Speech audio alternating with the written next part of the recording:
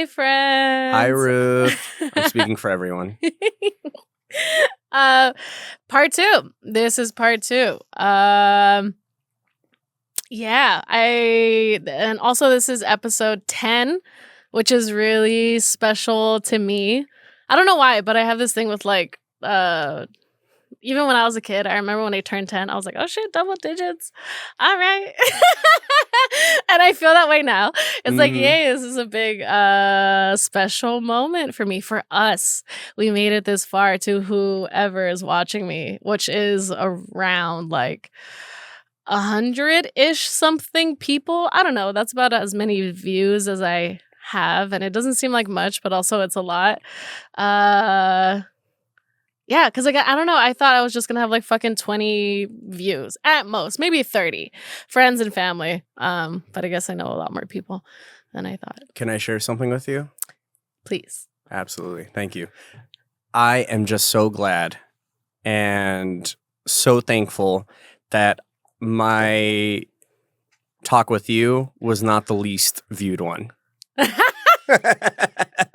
That's what you want to fucking share? That's it. That's all I had to say. Yeah, no, it wasn't. It kind of blew traction. A little bit. Yeah. A little bit. Just a bit. There's your breath. Keep an eye on it a little bit. I've been busy all week since the last time I seen you, but Yeah. I've been keeping an eye on it. Same. I check it every once in a while. Mm-hmm. I try not to look back on things or obsess over it all the time. I did during the beginning. I do. In the beginning, I was watching my shit maybe like fucking 5 times and then looking at views and everything. What's up? I would say for the 10th episode, for your double-digit birthday, right. Maybe we should cheers the audience and crack one open. Right. Audience. Okay. I did something fun today. Here's a little fun fact about me. So, okay. For this episode, I got us a bunch of beautiful canned beer. This is kind of where my fascination with beer started, is just because I like the art behind it. And I started collecting these cans and because I thought they were so cool. But then after a while, I was like, this is gross. I just have a bunch of empty bottle cans around my place. Also because I kept drinking beer. So it was a lot. Started accumulating. But anyway, yeah. So we're just going to pick a random beer and see where it goes and test it out. I want this one. No. Yeah. Spin it around. Oh. No. There you go. You got a yellow one. What is it? Hoffy. Inspired by Hoffy. What is that? American Pilsner. It has little hot dogs in it. Oh, it has hot dogs. It has little hot dogs in it, and I am a man, and I too have a little hot dog myself, so don't mind if I do. I got a Personal Space from Anchorage Brewing Company. Anchorage Brewing Company, if you ever watch this, I love you. That's all. I'm going to shout out every can I open, so that way if any of them want to sponsor you, then that's awesome. Cool. Go. Do your thing. What were you I thought I already did. Oh, you did. You did do that. I'm losing my train. Everywhere. American Pilsner, hopefully. This is... Yeah, everywhere in Orange, California. Everywhere. If you're listening to this, please sponsor Ruth. Anchorage, I love your artist. I don't know who it is. But look, check it out. It's this chick. It's very creepy, but I also love their colors. And it's called Personal Space. And there's this creepy person behind her. Isn't that sick? I've been playing a lot of Elden Ring, so it's giving me a little bit of a Elden Ring vibe. I don't know what that means. Shout out to anyone that plays Elden Ring from Software Games. From Software is the best gaming developing company out there. Shout out to that. All right. Anyways. You want to do crackers? I already did mine. Oh, you did? I didn't even hear it. I'm sorry. But I will click cans with you. Oh, so beautiful. Okay. I love that sound. Cheers. Cheers, and cheers to all of you for making it to 10 episodes. I think. Yay. Oh, fuck. It's also 10%. It is a triple IPA. Wow. I said it was going to be Elden Ring vibes, and Elden Ring is a very difficult game. All right. And that, I'm sure, is a bit of a difficult beer to take on. I've been searching for one that I loved from them for a while, and this might be it. Because I'm not repulsed at the first sip. They're really strong sometimes. Ooh. Anyway, fuck. Okay, yes. So I wanted to do this part 2 because I didn't even ask my questions. Nobody know. Like I got questions for you. So, you already said who you were in the last one, which was Michael and you're human. Human being on the planet Earth. Human being on planet Earth. What are you passionate about? I'm passionate about music. I'm passionate about friends, family, or at least people that I deem family. I'm passionate about the world and the people around me, so long as they're kind and friendly and mean no ill will towards any other man or woman or whoever you want to be. I think that's pretty much it. That's a lot, but that's what I'm passionate about. Okay. What's important to you? All of those things. Is being passionate and considering things important two different things? That's why I like asking one after another, because it's sometimes people say what's important doesn't always match with what they're passionate about. Really? Like Yeah. what? Or what's an example of that? Mm, Do you have an example of that? I'm going to do my best. People, the last podcast, I feel like I was going on tangents. I'm going to do my very best. If I or Ruth, I already said this to her before, if we lose track of the conversation, we got to drink. I will chug my beer. That's how serious this is. that's how serious this is. I am looking to make a comeback. God damn it. Anywho, what is an example? See, I'm back on topic. What is an example we can of go. someone that said that they're passionate about X, and you said that you're passionate about people, so and Mhm. human behavior. So, what have you seen where there's like a difference between people that say they're passionate about something and people that say that something's important to them? From my You don't even fucking know. No, I Kidding. can think of one person who doesn't know what they're passionate about, but what's important to them is their family. Interesting. So yeah, Okay. some people don't even know, haven't taken the time, don't consider a thing worthy enough to be their passion. Maybe, I don't know. That's how I feel about how I've felt about it whenever I had to figure out what I'm passionate about. Audience engagement. I don't know if this would make sense, but maybe I'm passionate about music, but what's important to me is the music that I create. Is that? I don't know if okay, that's. well, I mean, what's important to you could also just be your family, but you're passionate about music, right? But I don't know. it's not restricted. I feel to like they're one thing. synonymous. I feel like they're synonymous, but I could be wrong. Okay, well, there is no wrong answer. Also, True. But I've been told recently that I judge a lot, oh, and that bothers me. But at the same time, I'm trying to come to terms with I might judge a lot, but I also am very critical of myself at the same time. I would never judge someone without also reciprocating that same energy towards myself. So would you say you're just critical and not judgmental? What are your questions, Did Ruth? that make sense? Did that make sense? I'm going to drink because I feel like I'm already bringing up something totally different than your question. So I'm just being opinionated at this point. I'm being judgy at this point. And now I'm judging myself. Jesus, all right, fuck it. 3 And- chugs. 3 chugs. 3 chugs? Three Okay, chugs. I'll do 3 big Mm. gulps. I was going to say swallows. I didn't like that. Sorry. Okay. What's important to you?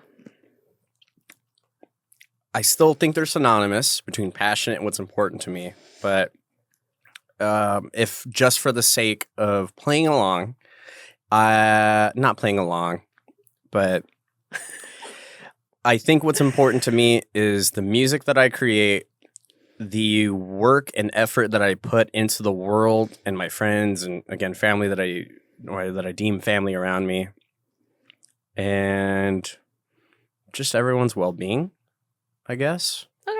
I try to be a good person, try to treat everyone as though I would want to be treated, which is judging, apparently. But yeah, I think that's what's important to me. Hold on, because I forgot my next question. That's why I'm pulling it out. And I know I'm distracting you by doing that. That's fair. No, that's fair. My bad. Put it up real quick. Totally off topic, but I'm acknowledging that it's going off topic. I really, really want to try of just throwing my phone away during the day and then maybe getting back to it like at 9 or 10 o'clock, like before I go to bed. Oh, I mean, why I would not? really want to try that Why not? because I'm scared of the unknown. I mean, is there a day where you don't need to be contacted by anybody? Well, I said this on the last podcast, but I do kind of work in real estate, which I feel like deals a lot with your phone. And I kind of hate that, but it's kind of needed for my job to do a good job. And like I said, what's important to me is doing a good job and, and kind of giving my all to the world. So I feel like it's a little bit of a, it can't live with one or without the other. Is that the saying? I don't know. I feel like Michael Scott right now. I had an epiphany. Yeah, I just feel like it's one of those things where I kind of need my phone, but I would really like to just go to the I saw it literally just from a meme of just someone saying like I raw dogged going to the grocery store. I left my phone at home. I drove to the store. I engaged with the world for like 6 minutes and drove back. And I was like, wow, I can't believe there was like a time period when I was a kid where that's how we were living. We had to go with our moms to the grocery store. And we couldn't do anything. We would just have to just sit there in the cart and just be bored. Fucking had to be there. No wonder why we had ADHD. No wonder why we all do. No wonder why. We had to distract ourselves to entertain ourselves. With anything. With anything. Anything. Isn't that crazy? Interesting. Yes. So weird. Yeah. I would love to, yeah. I think I'm going to try that. I'll let you know. If I ever come back to the podcast. I mean, it sounds like I'll let you know. presence. It sounds like you want to be more present. Yeah, I guess with the world around me. I guess so. Yeah. Dude, I'm was scared what I'm going to find. With being present? I don't know. I'm kidding. I'm just being dramatic. That is something that's part of me. I'm very dramatic. But anyways. Me too, but it's fun. It is kind of fun. I've accepted it. I've accepted it. I love living my life this way. I want it to be fun, or else why the fuck? What am I doing? What am I doing here if I'm not having fun and enjoying it? Exactly. And, I drove like an hour to come here to a podcast. And I appreciate. Of course, it's my pleasure. But it's just little things like that where I feel like I'm experiencing the world a little bit with you, which is great. Even better. Cherry on top. Anyways, what is your question? All right, questions. So we did passionate about what's important to you. When you get overwhelmed, how do you calm yourself down? Oh, I've seen you ask this question before. Usually I meditate. That's a big one. Meditation. Just the quick example is that with my own family, I remember kind of getting into a bit of an argument, and it seems funny, but it just looks like I'm like a robot just like shutting down. And then I kind of just start like meditating, and I'll just, because I know either I'm about to say something that I don't mean, or same like you're saying, right? I can feel myself getting worked up. So I kind of start meditating or do my own form of meditation, and I'll do that. Breathing exercises, I really try to do that as well. Yeah, I think those are some of the things I do when I get overwhelmed. So just like as you're in the public, you'll just like stop and I can just close my eyes and just put my head down and start breathing. Doing a little bit of like, part of the meditation is doing like breathing exercises through it. Yeah. So I kind of just do that. What kind of breath work do you do? Just the... I know there's I'm a musician, so I just have like a metronome kind of in my head. Kind of like a... Oh. So I'll do like... And I'll just do that. And I'll just like 4 in, 4 out, essentially. Oh, that's nice. That's good. I'm doing it like, again, dramatic, but just to myself. I kind of just 4 through the nose, out through the mouth. Yeah. Okay. Has anyone asked you yet? What do you do? I can't remember. I don't think so. When I'm overwhelmed, which is all the time. Do I need to give you my space? Do I need to leave the room?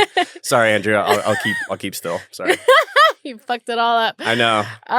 Fuck, and my eyes been itchy all week. Sorry. No, it's okay. I just need a minute because this feels great. Okay. I bet you, because I'm wearing this, like, I have a skincare routine. I'm getting off topic, but I'm acknowledging it. But I acknowledged it. It's happening. You just want to, you know what? If you just want an excuse, that's fine. But I at least acknowledge that I was getting off topic. Continue. So I have like it's one of those things where I feel like I'm feeling my age, where as a guy, I feel like guys typically, I would imagine, don't usually have a skincare routine. Now I got a skincare routine. Go off. Let's Yeah, fucking I have go. like a face lotion. I have the lotion for my arms and my knees, for my ashy knees and stuff. Yeah, Yes. so I'm getting into that. Nice. So hopefully I'm glowing right now. But Self-care. so at some point, if I start sweating, yeah, my eyes are gonna start messing up because now I wear like face lotion. So Oh yeah, and then it is a runs little into bit of your a problem. eyes. Yeah, but my Happens to skin me looks at so night. good. I've My skin never looks so looked good. better. Yeah, exactly. That's true. Oh, yeah. Anywho, Let's see. What do I do when I get overwhelmed? look at that. Look at us Yeah. on track. I love it. It's happening. To be fair, it's probably because I took some shroomies earlier. So that's why I wanted to, because I've been so overwhelmed this last week. I just wanted to fucking do like I wanted to hit the reset button of all this anxiety and just like let it melt away. So I did a little micro dosage in the morning, which is why I feel really calm now. I feel like I don't, like it's not like running 24/7 and really fast. It's like I can allow myself to just be here. I don't need to think about the future. Like, fuck, what's the next question I'm gonna ask? Fuck, how am I gonna fill in this space or this empty space where neither of us are talking? It's like it just is. I'm allowing myself to just be present. And so when I'm overwhelmed, I kind of have to figure out what's making me feel overwhelmed first. Figure out the problem. What's the source? Let's see. I was creating a budget the other day. Look at me fucking adulting. Oh, I'm figuring my shit out. I always say I have no money because I'm terrible with money. I don't. I'm terrible. And I was writing out a budget. And I started getting so sleepy and so sad and just wanted to give up. And I realized the sleepiness was coming from me being overwhelmed. I was shutting down. And then I was thinking, I was like, oh, maybe that's why I always feel like I want to drink an energy drink or get caffeine, is because I am being overwhelmed by these things and I have no energy and I want to like supplement it. When in reality, all that I should do is take some things off of my plate and then I can handle it better. So find the source, figure either fucking lower that level down or step away, do something else. So you just gave me how you get overwhelmed and how you overcome being overwhelmed. Mm-hmm. Cool. Yeah, because it goes hand in hand. I can't get out of it unless I know what's like at the stem of it. And if I can't figure out what's causing it, then yeah, that's where I just like abort mission and just fucking do something else and change my mind. Forget it. We'll come back to it later. Sure. So essentially just going from having a bunch of stuff on your plate to kind of going one thing at a time. Right.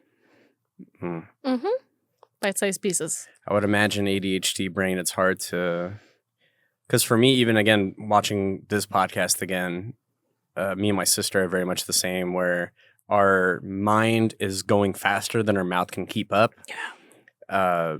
In the podcast, I mean, I was like counting with like both hands, like the amount of times where I'm like saying something and I'm getting so worked up, and oh, okay, hold on. And then I kind of have to.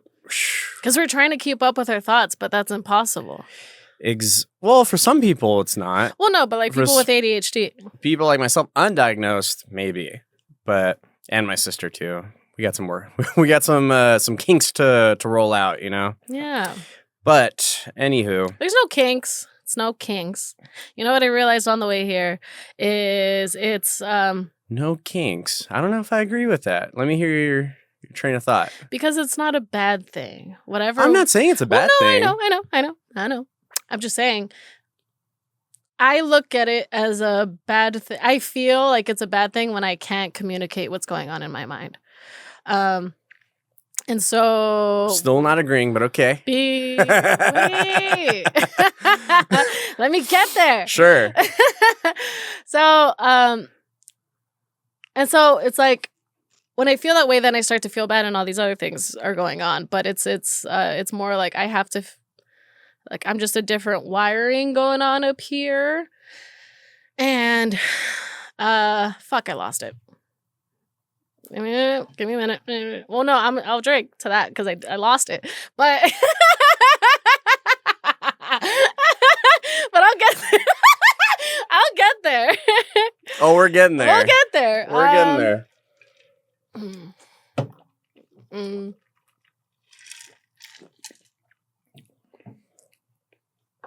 Right. Okay. Find it, girl. Not Find it. it's not a kink. It's just a different language. It's a different thing that we have to understand. Oh, well, okay. Well, first, I guess we have to figure out what define kink. I'm just saying that our kink is our kink. Okay, I know. I just said my fucking sister, dude. I realize I've been saying that for a while. It's weird. Now it's sounding weird. Anyway, the flaw, if you We'll will. say a flaw. Or Okay. actually, no. See, that's what I'm 'Cause- saying. I don't think it's a flaw. There you go. I don't saw think it as- so. I saw it as a flaw. That's why It's- I understood it I that don't way. think it's a flaw. I do think it's just something different.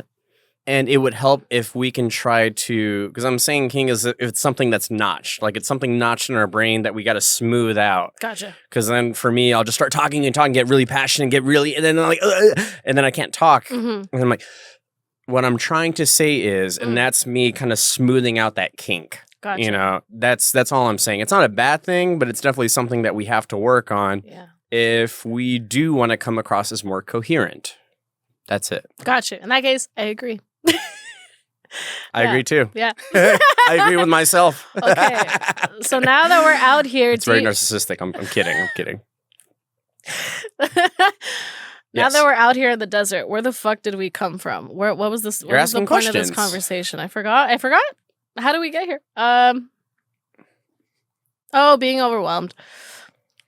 How do you want people to show up for you in stressful moments? It depends. On. Just how I'm feeling. Okay. Right now, if we had a dispute, depending on what that dispute is, depending on how bad the tensions are, I could be like, I just need to be left alone.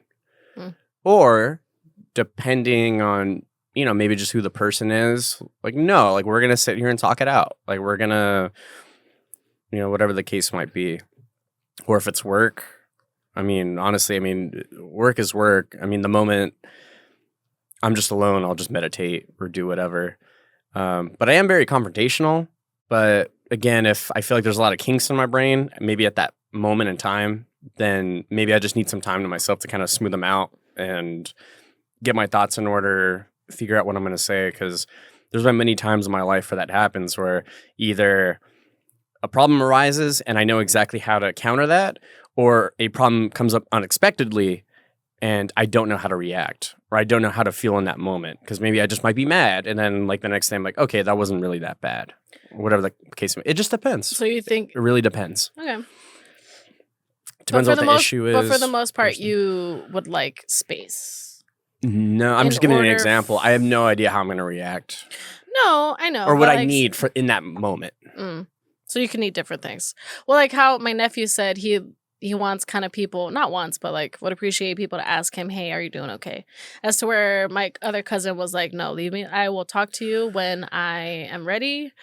So like that kind of thing. Like, I feel like it's a big hypothetical because, yeah, I can totally understand. Like, I feel like that's funny enough. I feel like that's a very different topic thing of just keeping up with friends and just asking if they're doing okay. And then, but it's also up to the friend, like it's up to them how to respond to that, because that turns into a whole other off-topic thing of, well, it's not that. It's just, I think, In a way. okay, I guess let me rephrase the question. How do you want your support system to be there for you? how do I want to be supported mentally, or during stressful times, or that's what I'm saying. I feel like it's a very huge like question mark of a question of like it can go Like- many different ways. Like me, for example, when I'm feeling off for whatever reason, Sure. sad, angry, I want to be alone. I want to Okay. be left alone until I reach out. Yeah, I don't want to be pressured or be like constantly being asked like, hey, are you doing okay? You want to go to yeah, So you're saying how do I want to be approached if I'm sad? sure. I don't know. I feel like either I haven't been really sad in a long time, or I'm always a little sad or something. I don't know, but That's something to think about. yeah, a little bit. It sounds I don't like you know. don't really expect or need. I don't know. It just feels like you, from what I'm hearing, it sounds like you just like to handle things on your own.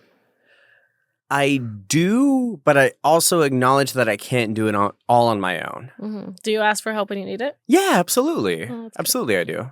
That's why I go to therapy. Yeah. Shout out to therapy. But that's why I do that, or especially if you feel, or anyone out there that feels like there's someone as well, where I had a very, unfortunately, narcissistic father figure in my life, and kind of felt like I couldn't go to him, and he was very much a person that's like, you're a man, do it your own, do it all on yourself and put all that on your own shoulders and wait until you crack when you have a midlife crisis. Then you start dwelling into things like alcohol or like whatever. I mean, obviously I drink alcohol now, but I do it in moderation. But when you start doing it in excess to kind of run away from your own past feelings and stuff like that, that's where it becomes a problem. And that's kind of what happened to him, unfortunately. Not to put his business out there, but he did put his business in our lives. So whatever. It's only tit for tat, but you give what you get from the energy you put in the world. Something like that. Kind of like karma. Kind of like a thing, I guess. But anyways. What you give is what you get. What you give is what you get. Again, I feel like my name is Michael. Last name Scott. I had an epiphany. But yeah. So I don't know. So I feel like there is a part of me that still is in my mind where like I do feel like I need to kind of do things on my own. But I'm really coming to terms that I can do it all on my own. Yeah.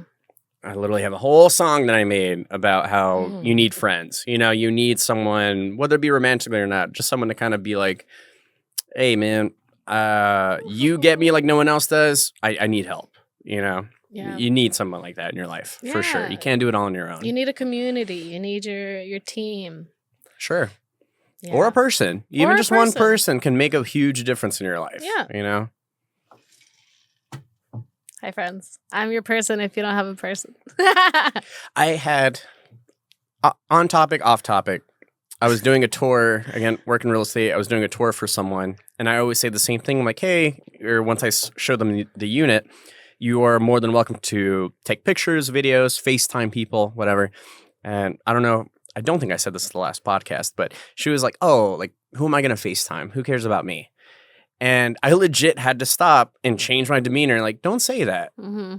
Like, that really made me upset. Like, don't say that. Don't think. I mean, don't be wrong. Like, you're free to think whatever you want to. But at least in the presence of me, like, you have someone that cares about you. If no one does, then I will. Like, I will take you out to lunch after this and we'll talk about whatever's going on in your life. Like, I will do that for you. Mm-hmm. Don't ever feel like you're just doing this by yourself. I didn't like that at all.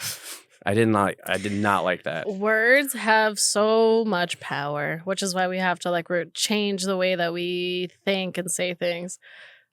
Like I work on that every day because I love making jokes. I love saying I'm a piece of shit. I am trash, and I still believe that to this day. But I was like, you better put a button there, or I'll put one there for you. But no, I'm just it's not trash. I am human. I have errors. I have mistakes. I'm not going to be perfect. And yeah, because all of those little negative words and thoughts just fucking put a kink in the armor. No, there goes the word again. No, is that the phrase? You can say that. I don't think it's right. Anyway, but I know what you mean. Yeah. Yeah, I had to tell my mom that because she does that shit all the time. I'm like, Mom, I know you think it's funny, like all of these things that you're saying, but you're like putting yourself down in each phrase, and that's not good because you're eventually going to believe it. I like to think I'm a person that says things for the absurdity of it. Same thing, right? I'm very much like, men are trash. I'm kind of trash. It's one thing to think that way, and it's another to be like, I'm trash, but I'm working on it. I feel like there's a huge difference in that. Yeah. And that's what I kind of, obviously my last podcast kind of put a lot of business, of my own personal business out there, but I don't mind it because I'm trying to better myself. Mm-hmm. I'm not saying it because I'm right. I'm saying it because it's a big thing in my life, and it's something that I'm constantly working on. So, I'm going to drink. Okay, let's see. Let's go back. We got... Ooh, if you could have any object or thing that can bring you happiness, what would it be? Probably my guitar. Okay, why? Because I love playing music. And I love expressing myself artistically through that medium. Nice. Expressing yourself. That went faster than I thought. Yeah. Look at us. We stayed on topic. I've Nice. thought of it before. I've definitely thought of that question before. And it was a gift. Do you find value in expressing yourself? I feel like I just answered that question, but yeah, absolutely. Yeah, it'll make you happy, but like, why? That's for you to decide. What adds the value? You. That's what adds the value. I mean, when I make a song about, heartbreak or the unknown, depression, anxiety, I almost dropped that. Speaking of anxiety, that just made my heart skip a beat. But yeah, it just depends on some people, their art medium is movies. Some people, it's through acting. Some people, it's through poems, through writing, through journaling. I mean, the list goes on and on and on. For me, it just so happens that mine is music. And I like to think I'm actually okay at it. It's the one I'm most comfortable with. So, but yeah, I definitely think it's important for people to express themselves. I realize now that was a stupid question. Why? Well, as it was coming out of my mouth, I was like, oh, wait. Duh. Of course it's important for people to fucking express themselves. There's so much value in I'm that. sure you do this long enough, you'll find someone else say no. Hmm. And it's up to you to be like, everyone's entitled to the wrong opinion. Just start a whole confrontational, no, heated you're debate. Wrong. But yes, I think it's important. Public service announcement. It's important to express yourself. Yeah. Okay, and then I had questions specifically for you. Yeah. For the first one, do you think you have ADHD? Yeah, absolutely. Why? Because for you, I think, or outside looking in kind of a thing, but if you do say you're diagnosed ADHD, I think it's one of those things where I know it goes kind of one of two ways, where either you kind of want to take on the world all at once, or you take on one specific thing on the world, but to like an extreme. And I feel like I tend to do that. Like, for instance, it's been probably like a month now, and I'm still playing Elden Ring. Like, it's a very long, large, amazingly beautiful game. I mean, the fact that George R. R. Martin, the creator and writer for Game of Thrones, had his hand in it, I mean, it only makes sense that it would be that way, because Game of Thrones is still technically going on, in terms of the books and whatnot. And versus an Elden Ring, it's been what feels like a month now of me staying up all night, like literally, like I will do my homework, like hours of calculus, just so I know that I can play for a couple hours of Elden Ring. Like, I will make time for it. Like, that's how locked in I am. And it's weird because I played it a couple months ago. I beat it, put it down. Mm-hmm. It's been a couple months. They had DLC, like more content that they basically put into it. And now I'm like, you know what? I'll dabble. I'll take the plunge. And man, did I take the plunge, because I'm still going at it. Like, I'm still thinking about it right now of like, maybe tomorrow I might have a little bit of time. You know what I mean? I might have a little bit of time to. Okay, cool. So I definitely think I do, but just opposite, where instead of I take on the world, I tend to take on like a certain thing at a time. Hyperfixate? Sure, exactly. Long term? I don't know. It sounds like long term. I don't know what's in terms of ADHD. I don't know what would be considered long term. Well, I don't know. Well, I guess that my hyperfix. Oh, true. I guess there's no time period on what you hyperfixate on. I feel like at this point, people. I would imagine there are some people that have played this game that have reached the point that I've reached, and they would probably be like, "Yeah, that's it." Mm-hmm. Versus, I'm like, "No, I need to keep going. I need to see this I through. need to see it through." Yeah. But then I know once it's done, it's done. Like, I'm not gonna pick it up for like like a year or two, or whatever. Like it's Yeah. or forever. Oh my God. It depends. Don't laugh, but I feel that same way with online shopping. Explain, because I don't online shop at all. In the sense of seeing it through, because I'm like, all right, cool. I want to see like what dresses they have or whatever the fuck. So then I go to that category. I have to see every single page. I got to see it through. I can't just stop at like 5 or 6 and be like, I'm just don't want to do it. I have to see it through. It has been like 12:30, 1 in the morning, and I'm like, fuck, I still have like 6 more pages, and I will see. I have to. I don't know why. Very interesting. I don't know why, but it's like, but then once I'm like, all right, cool, I've seen everything. I know 100% sure nothing is there for me. Mm-hmm. But if I go halfway, I'm going to be thinking about it and being like, fuck, maybe there was like the perfect dress at page 9 or some shit. I don't know. So I can get the feeling that you're feeling through shopping. In general, I'm acknowledging to the world, it is getting off topic, but question, do you have a hard time letting things go? Yeah. Interesting. Yeah, I do. Only if it's after it's hard if I'm hyperfixating on something, it's really hard for me to let it go. Okay. But if it's difficult and I'm not interested in it, fucking drop it before I even pick it up. What was the last thing that was hard for you to let go? My bangs this morning.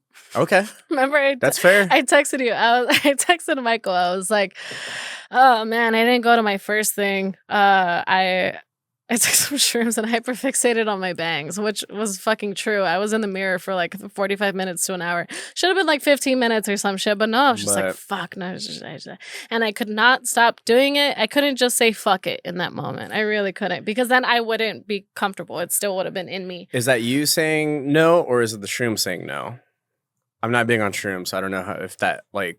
Yeah, have you never taken shrooms?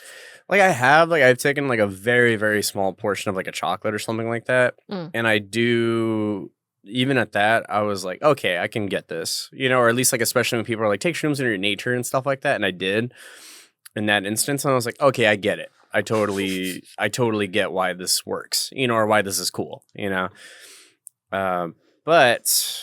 I mean, I don't know. I mean, for me, it's like, I feel like I'm too old to try new things. So it's, I mean, like, no, but in terms of like substances, yeah. I feel like I'm a little too old for all that. Okay. I just stick to alcohol, whatever. No, I mean, wrong. Trying new things. I mean, I'll go on a hike. I'll go do whatever. But in terms of substances, no. Yeah, you're pretty content. I think I know what I like. I love alcohol.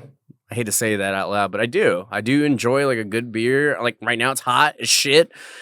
The crack went, when we did the crack and everything, I was like, yeah, something to it. This is pretty nice. This is pretty nice. It's refreshing. I know my limit, as well. Like all those things combined, I'm like, I'm good. I'm fine with that, and working out, I feel like it's a pretty good balance. Combo. Yeah, Yeah. Because if it's not beer, it's water. it's one or the other. I don't drink soda unless I go to Taco Bell, get like Baja Blast or something. But you got to if you go to Taco Bell. Gotta get a Baja Blast. Anyways, already going off on tangents. We were talking about your... I will ask you a question. Yeah, we should move on. I didn't finish that, but I don't think I should. Shout out to Great Nation. This is West Coast Ripe IPA. 7%. Drink fresh. It's been sitting in ice, so it feels real nice. I got No Mames by... The Chihuahua. By Tripping Animals, which is in Nashville. Fuck, I don't remember. I went there once. I loved it. You went to Nashville? Chihuahua. Honestly, if this isn't me in the morning or just whenever I'm high. I can see that. There's stuff in it. What am I? Okay. You did it again. I did. I'm sorry. Oh, I was gonna cheer. Oh, you're fine. We're losing it, Michael. Ooh, I like this. Here, try it. Oh, okay. You want to cheers. try mine? I do. Okay, go for it. Very cool. It has delicious foam. I know. Wait, what is it again? This is fruitier than I expected it to be. It's an IPA West Coast Ripe. So, I mean, ripe, I feel like, is in the name. Fruit? So, Yeah. I think I got beer. It's like, I feel like it's almost like chocolatey. What? No. Yeah. Let me try it after that one. I don't know if that's the word. I'm horrible with taste. Beer. Like it's like malty. Yeah. There we go. Yeah. We got there. Yeah. We Okay. did. But In very different ways, but we got there. we got there. That's got what's there. beautiful about the human experience. Eventually, we can communicate to the same Exactly. thing.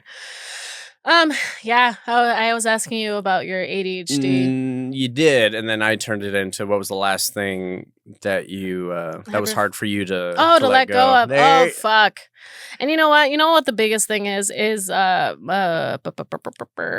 this situation that I have with this one guy. Okay. If anything, that is the biggest thing in my life right now that is hard for me to let go of. Interesting. Because okay. I know, given the circumstances that we're both in, Mhm. it's not going to work out. But it's still hard for me to let it go. And my therapist told me, Mhm. she said, we only keep people in our lives because we need something from them. And it's not coming from like a fucking, what's the word? Narcissistic? Is that the word? Needing something from people? No, narcissistic is more so the idea that people need something from me. Oh. So definitely not that. Okay. Well, But more maybe that you're lenient or you're kind of like you're expecting this person to kind of do things for you. I guess right. I don't want to come maybe off... selfish. Maybe selfish might be the better word Okay. than the narcissistic. I feel like narcissistic is like a totally different Yeah. thing from selfishness because Well- some people might not even know that they're being selfish when they are. Yeah. But narcissism is more so like, no, I'm special. Like Mhm. people need things from me. Versus selfish is maybe like you need something from someone else. Mhm. Well, okay. So like you, for example, I have you in my life because I do get something from you. I get to express myself in a judgment-free zone area. And likewise. Willingly, freely. And so then I had to think back to this person. I'm like, fuck, what am I getting from this? Why do Out I of this, need yeah. this? Why do I keep going back to it? Mhm. So yeah, that's the thing that is hard for me to let go of still to today. Gotcha. Well, I hope it goes well. I hope you're able to, or if you do need to let go, cool. And if you don't, hopefully you guys make it work, whatever have you. I don't know. At this point, I stopped Mhm. trying to navigate it. I'm just like, it's just gonna be whatever It's it is. fine. As long as you're happy, as long as you're, you're satisfied living your life, that's what's important. As much as it might be hard to let go, in the long run, as long as you'll be happy, then that's all I can ask for. And that's Or that's all I can hope. matters. That's all that matters is for people to be happy. Do you feel like you're happy? That is a loaded question. What if you think about it in simple terms, as like right now, today, right here? Are you happy? It's okay to say no. I feel like I should be, but I'm not. Why do you feel like you should be? Because my life is great. I live in LA. I have access to clean water. That's something I feel like I haven't been doing that I really need to get back to is, not to get off topic, but is just being grateful for everything. Just being grateful for every little thing in my life. And I am, but it doesn't, unfortunately, whatever it is that's going on in my brain, it doesn't necessarily make me happy though. It's weird. But I kind of told you a bit. Funny enough, the last time when we went to a bar afterwards. Oh, then I don't remember. I'm sorry. That's okay. And I'm honestly kind of glad that you don't. But it's just one of those things where there are things in my head, and maybe that just comes from a place of just attention-seeking behavior or whatever, where I count on other people to make me happy. And in this case, again, I've kind of brought it up before, but, especially with women and stuff like that, I have my own problems and correlations with that. But, certain women in my life that I feel like that are kind of missing or not there anymore. And that kind of puts a little bit of a hole in my heart. But yeah, I don't know. It's just one of those things where it's not necessarily that I ask what could have been, but I just miss them, as a person, or whatever have you. Do you not think you could have them in your life in a different degree? I think it's possible, but it would be really hard for me. I literally said this in the last For podcast. you, yeah, because you can't. There's like a few women in my life where it's like, as much as I say, like, I could be friends with women so long as I imagine them being intimate with someone else and all this stuff. We talked about it last time about, men kind of losing that war. I can accept that in most cases, but it's just there's certain people that are still in my life where it's like, I'm a bit of a hypocrite because for them, like, I can't do it. It does bum me out. It does make me like super sad, but yeah, it's okay. It's times like that where I'm kind of glad because then I am able to. I feel like, I don't know. Have you seen like Dewey Cox, the story of Dewey Cox? I feel like because I make songs out of them, or I make songs out of those feelings. I don't want to say out of those women, but those feelings that I have, like I'm able to express that artistically, and the goal is in hopes that someone can hear that and be like, wow, dude, like I've been there before, And to me, that makes up for that. That makes up for that lost feeling with that person or whatever, is playing those songs and someone coming up being like, yo, I felt that, I've been there before. Like, yeah, man. Yeah. and that kind of helps. That helps for sure. Like the other day I had a show with my band and funny enough, how you said about your podcast, right? And I meant to say this on the last time, and I know I'm getting off topic, and I'll drink in a second. But I need you to drink every time you say, I know I'm getting off topic. Sure. Okay. I mean, that's kind of the point of it when I do that. Well, yeah, but it's okay. Let it flow. You're going to make me forget what I'm talking about. Oh, no. I made you relax. You got off your flow. I'm sorry. I don't know why the way you said that. Like, you made me ink. I don't know why. I don't know why I'm getting that vibe from that. But Ruth, you made me ink. It's because you made me get off topic. I'm sorry. You're on your flow. I am, but it's I'm going to finish my thought and I'll take the drink because I said what I said, but the way you feel about your podcast is the same way I feel about my music. And it's that you said like you would imagine that you only had like 20 people like watching or whatever, and you got like hundreds. You got like tons of people that are watching, like, 100. Just one, not hundreds. With all your videos combined, it's hundreds. Half glass full type of guy. Okay. Half glass empty type of girl. Okay. We're working on it. It's okay. But that's the way I see my music. And crazy enough, there's a song that I do, and I made it when I was having a panic attack. And with that, it's kind of like one of our better songs, I feel. Or not better, but like, I know for a fact when I play it, someone's going to come up after and be like, that was crazy. You know what I mean? That was really cool. And it's funny because I hate practicing the song. I hate practicing about it because with my anxiety and depression, I also, in that time when I was writing that song, I was thinking about some people that I lost recently in my life, like, like their lives, like they're gone, from existence. Yeah. And speaking of things that are hard to let go, that's hard for me to let go for sure, is those people. And for, I'm sure for a lot of people, but, they're still very much in my mind when I play that song. And I hate practicing it because I'm never into it. Like, I don't want to get emotionally into that song until it's time to perform it because I feel like they don't deserve that, And then sure enough, when I had my gig the other day, play that song, I cried on stage for the first time. That was crazy. For the first time? Yeah, for the first time. I've come close, but this time I actually like shed tears and I was like all like soloing and like going crazy or whatever. And out of all that work, out of all that passion, I got, or maybe some people might see it opposite, but I got one person to come up and be like, dude, that was crazy. Like I felt that. Like I cried with you, type shit. And that's all that mattered to me. Like the fact that just one person out of the whole venue just came up and like that meant something to me. Yeah. That's a fucking win. Every fucking time. And I don't want to speak for other bands or whatever out there, but that's all I play for, is that if I go and play a show and even one person in their mind was like, I fucking resonated with that, that's a fucking win.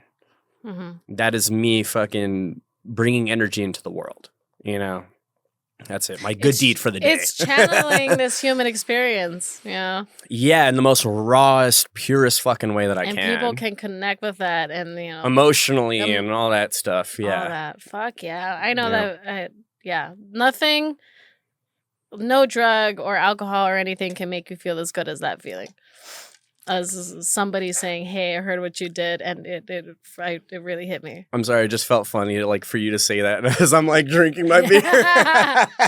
As I'm on shrooms right now as we speak.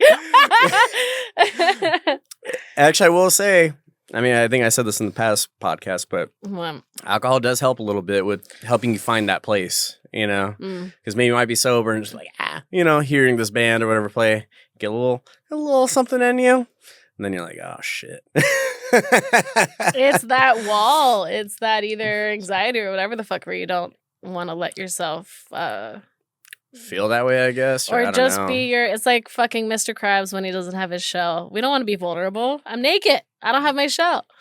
Yeah. So that's what I feel either alcohol or shrooms, in my case, does. It just like takes the shell away.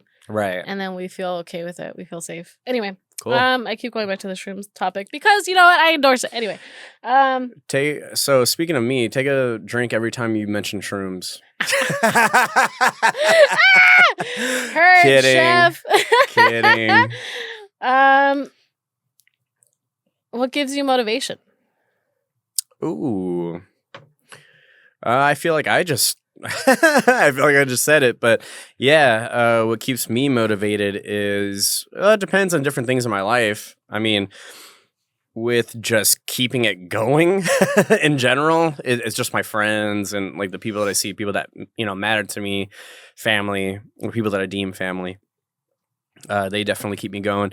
When it comes to work, it's doing a good job. So again, the fact that I work in real estate, when I show someone a unit and they're just like, I love it, you know, and I see them putting, you know, they're like, I'm going to put my couch right here. I'm going to put my TV. Like when I see that, I love that. You know, I genuinely do. Like that's obviously with my job. And anyone that has a job, hopefully you find those little things like that matter to someone, you know.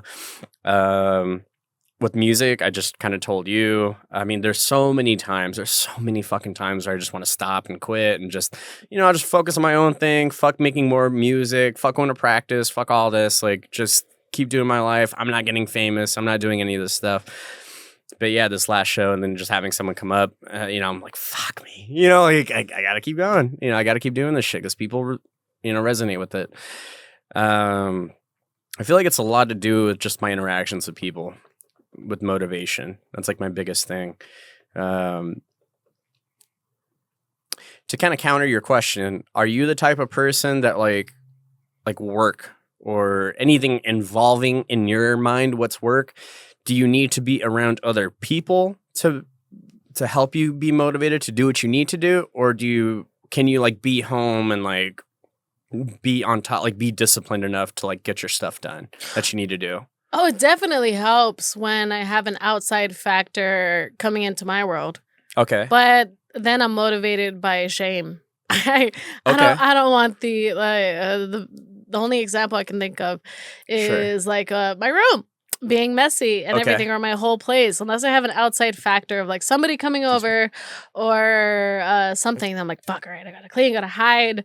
I have to mask my reality. But my shame. My shame. But when it comes to me, like yesterday, I decided to stay home instead of like going out, and I was really productive, and I had to. And then I felt good because I was productive, and what motivates me is to just feel better. Mm-hmm. I just want to feel better. And so, God damn it. Losing it. What are we talking about? I was just asking if you can be disciplined on your own to do what you need to do, or you I'm need learning. To be around other I'm learning people. because self-discipline is not my strong suit at all, because I'm a feelings-based person. So it's all through emotion. So I have to that's how I have to figure out how to work. Is how interesting. But I feel like discipline and emotions is very synonymous with one another.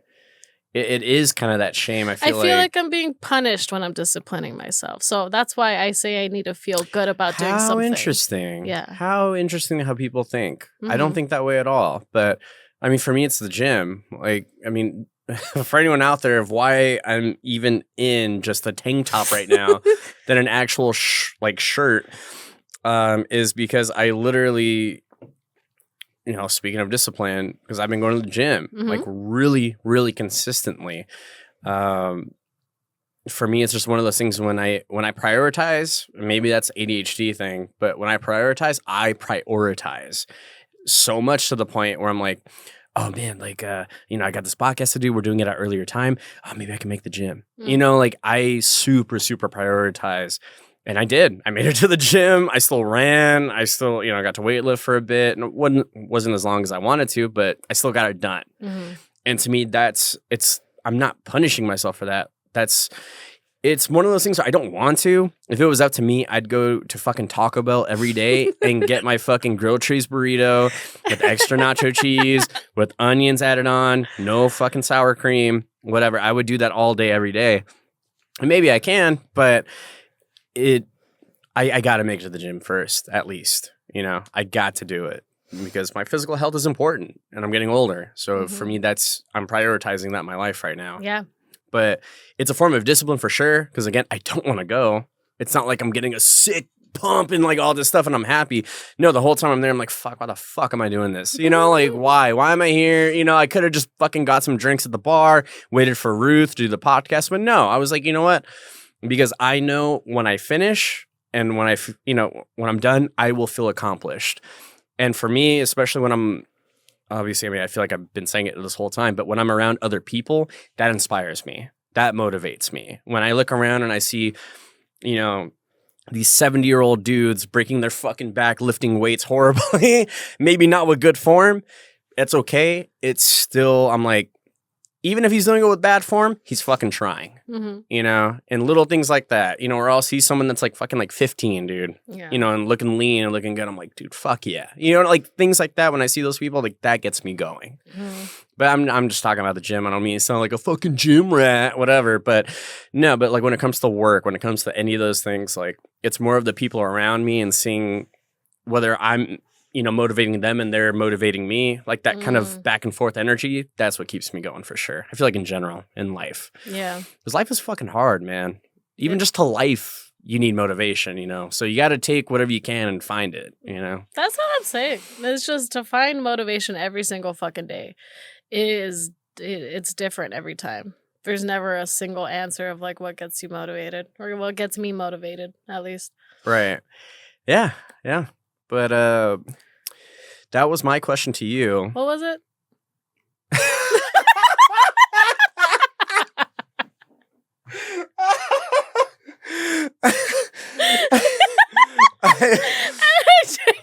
It was like the way you asked, like for the past 5 minutes, you're hearing me talking like, what the fuck are we talking about? I still have it in my head. I asked you, do you do well with self-discipline or do you need other people to help you kind of get through it? I answered it. You did. No, you did. But that's how we got here. And I started sharing. I'm on top of this shit, dude. I'm telling you. I was so mad. Someone has to be. Someone has to be. And God damn it, I've been telling myself all fucking week, it's going to be me, God damn it. It's going to be me. We can take turns. Because right now I'm not. Doubt it. That's okay. Yeah. So, actually, that you don't need to participate. I was like, you can ask another question. No, that's right. I was trying to think about because it does. It connects to this little epiphany that I had yesterday. Epiphany. And I wrote it in my notes, and I wrote it so bad. It's okay.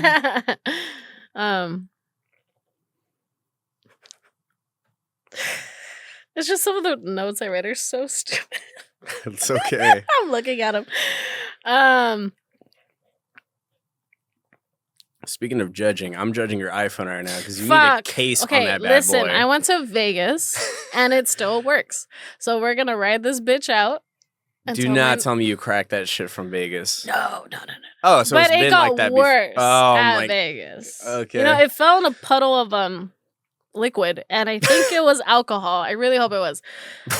And just it kind of like piss and shit. Anyway, fuck me. I think I'm just gonna ask another question because I can't focus right now. These beers are hitting me already. Oh, this is exactly I'm on I haven't ate anything other than a protein shake this morning. That's so yeah, not good. Protein is good. To drink on an empty stomach? Woo woo. Woo. Woo woo. Wait, okay, so what's keeping you from being a diagnosed ADHD-er? I guess I haven't seen the right person to diagnose that. I guess I go to therapy and stuff like that, but Do you still consider yourself having ADHD though, even though you're not diagnosed? I mean, I just think I do. But I mean, I mean, that's up to someone again with a piece of paper to be like, "Hey, man, you need to start doing this and this and this because you definitely have ADHD." There's no one that's told me that yet. I feel like I do because again, I tend to like you said, thank you for that word because I can say it, hyperfixate on things like this word apparently. Sorry, I got excited because it reminded me of a thing that I wanted to talk Please, no, go ahead, sure. about. Just answer your question. Yeah, I think I do, but there's no one to diagnose me and tell me that I have yet, and I would definitely like to, and I probably will in the near future for sure. Yeah. Anyways, what are you going to share? Being a woman in my late 20s who got diagnosed with ADHD because women aren't typically diagnosed early on. It's usually boys because the symptoms that they look out for are how boys have ADHD and ADD. So that's why women are they're kind of different. And so it goes very unnoticed until they have to kind of figure out and navigate their own life. And they're like, fuck, why am I struggling this much? And they don't realize that something's wrong until way later. And they finally ask for help. And they're like, oh, this is the reason why.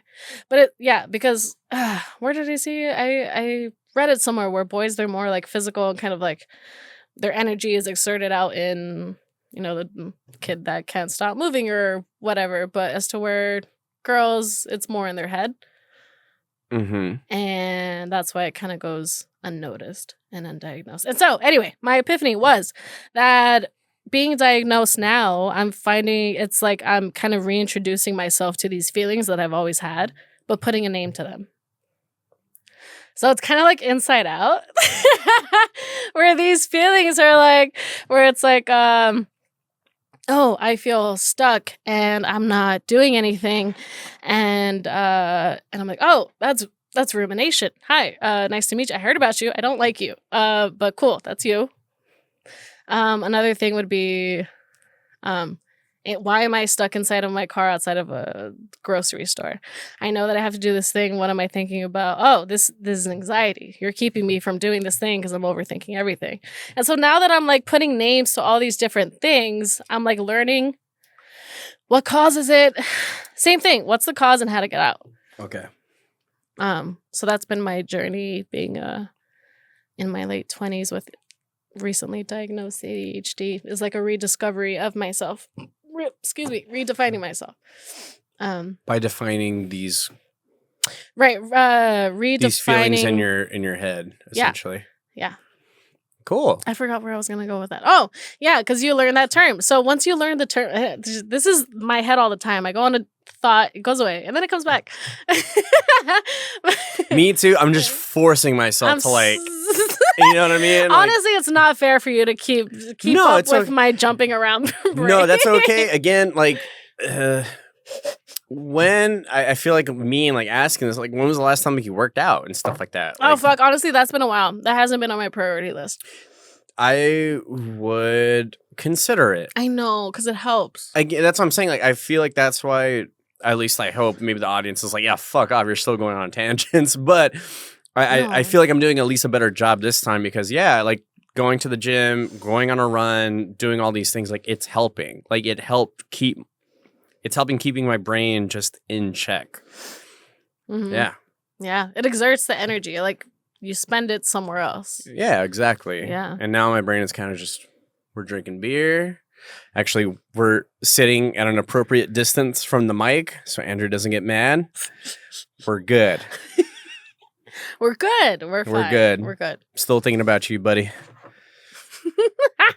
Okay. Next question. What was I want to know this like other question that you wanted to ask. What was that? What other question? Because you were like, I'm just gonna ask a different question. Oh, because I wanted to go on the topic of what I had realized myself, but then I couldn't get there, so I was like, fuck it, I'm just gonna ask another question. You still couldn't get there, even tell me about it? No, I did just now. I got there. Well, With the naming my feelings. but how does that correlate to a question to me? Oh, no. I was just going to pick another question that I had on here that I was going to ask you. So you just wanted to talk about it and not ask a question out of that? Correct. Oh, okay, then that's fine. Yeah. Then cool. Then you said what you had to say. I just wanted to talk about it. I thought you just you wanted to tell a story that led to a question. But if that's not the case, Nope. then No. then that's fine. Oh, Then my cool. brain does not have that capacity. I just say shit. I mean, I don't know. I thought it was going to correlate to a question, but that's okay if it didn't.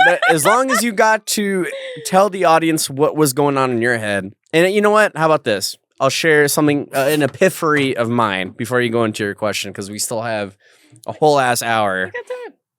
Oh, we got time. But I had an epiphany about, that thing that our parents say of like, oh, or that parents say of like, no one's ready, blase, blase, blase, right? But like we got ready, we were able to get ready, blah, blah, blah. And it's funny how parents, and this probably isn't a fucking epiphany. I'm sure there's fucking other like scientists and psychologists that have already fucking done this shit. But I don't know why it's like barely popping into my mind. Mm-hmm. But the fact that our parents stress themselves out to have us to do literally any fucking means possible to keep their house, to keep paying their fucking mortgage, to stay in the same line of work despite being fucking stressed and fucking underappreciated by their own, bosses, coworkers, their own children, their spouses, that, all this stuff. And then they look at us like, what the fuck? You know what I mean? Because I don't know about your parents. Like my parents are very much, or I don't want to say my parents, but definitely, again, my father, bit of a narcissist. Or actually, no, he is. I'm not going to sugarcoat it. He is. Mm-hmm. But hopefully he's working on it. If you're out there, dude, hopefully you're working on it and stuff. I really, really hope so. But yeah, like they just kind of have this thing where it's just like, you don't fucking know. You don't fucking know. You don't know what it's like. And it's like, I don't want to. What the fuck do you mean? I don't fucking want to know what that's like. Why the fuck am I stressing myself out for this one life that I fucking have that fucking much? Like, I can only imagine that type of way of thinking and stress, especially towards, a pregnant woman that's also trying to fucking figure shit out and figure out how it's going to work. I mean, no wonder why I feel like we're all fucked up, you know what I mean? Or our parents see us that way, like we're lazy or we don't want to do this or we don't want to. Don't be wrong. There's people out there that are definitely fucking lazy. I mean, I can think of tons off the top of my fucking head. But at the same time, like, why would we want to do that to ourselves and to our potential families and stuff like that? Like, why would we want to fucking do that? I get it, the biological need to fucking survive and reproduce and blah, blah, blah. But man, like no fucking wonder we're all fucked up. No, I'm all fucked up. Yeah, you know what I mean? Like no wonder, yeah, because they're all stressed out having a fucking child, and that doesn't fucking correlate. You know what I mean? And they look at us like, why aren't you trying hard enough? And we look at them like, why are you emotionally unavailable? Sure, and it's because we have different priorities in this different age gap, I guess. Generation. The only reason why I say that, or I was thinking this, because there's this not very, but like a popular internet celebrity that I enjoy watching, and him and his spouse have a child, and that baby, and don't get me wrong, I'm the oldest of four, have a pretty big family, whatever. I'm used to being the oldest. That's like the happiest fucking baby I've ever seen in my life. Mind you, this guy already retired. Internet celebrity, already retired at a young age, moved to Japan with their spouse in a really, really great environment. Oh, wow. That's great, I would imagine, for kids. You know what I mean? Don't get me wrong. I mean, Japan, they're a very stern, like they very much follow the rules, things like that. But I mean, if you're going to have a kid and raise a family and stuff like that, I kind of feel like that's a great environment to kind of have, where they understand rules and they understand that things have consequences and blah, blah, blah, versus being in LA where people think they can do whatever the fuck they want, All those things combined, that's the happiest fucking baby I've ever seen. And that's just on the fucking internet. Mm-hmm. Like even me as the oldest and seeing, helping my mom change a bunch of diapers, doing all this stuff. That's the happiest fucking baby I've ever seen. Because they were financially ready, you know what I mean? They, in their environment, like their personal environment, moved to a place that's a better environment all these things combined to be like a stress-free pregnancy, essentially.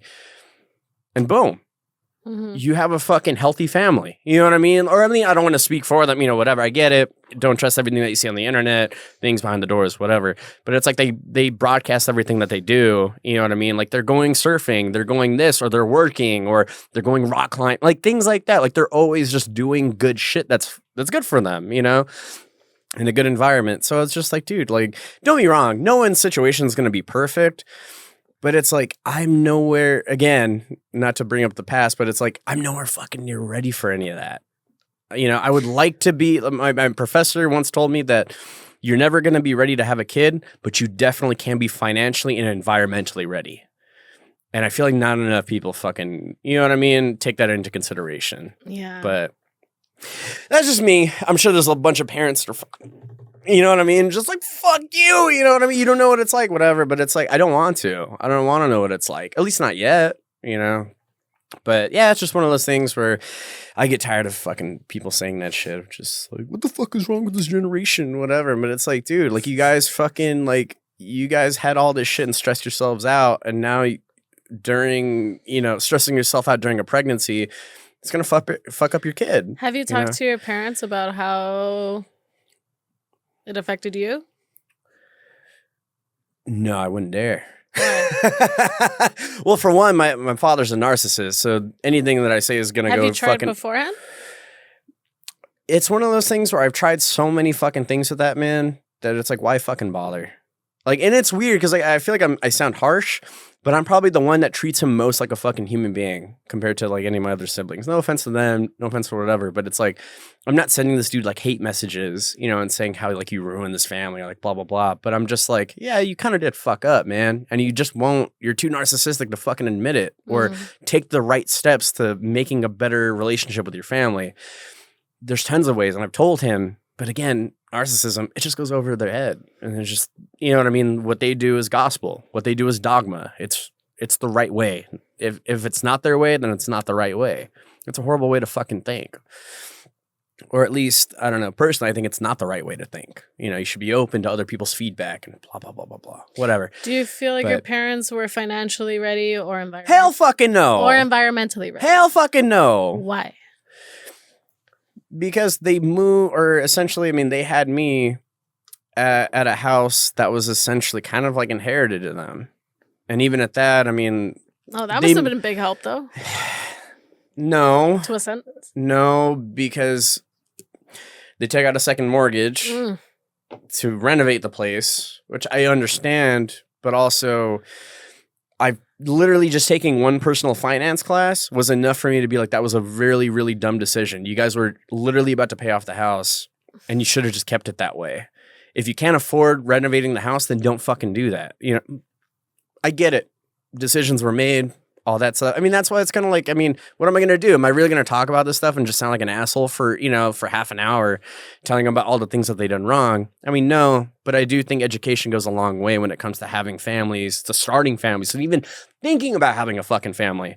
You got to have a bit of like some educational background to that. Take some fucking child development courses, whatever have you, and be like, oh shit, maybe I should fucking think twice before just being like, okay, I'm going to have kids, Again, I just feel like it's such a fucking norm or a societal norm that people just think it's okay to have kids, where I feel like it's not. I feel like you should fucking triple think that shit before you fucking start busting nuts. You know what I mean? Please. But whatever. That's my little epiphany. No, but it's interesting that you're very, if anything, that is what you were passionate about. Or you're very passionate about this thing, about telling people don't have kids if you're not ready. And it feels like well, I'm passionate about people's well-being, and that is jeopardizing someone's well-being. Is two parents thinking that they can make this shit work when they fucking absolutely cannot. They just think they can because their parents did it before them, not knowing that they fucked them up as well in the process. What was there anything that you were missing growing up? Like anything, not anything that you're missing. Like, is there anything that you wish you had gotten more of as a child?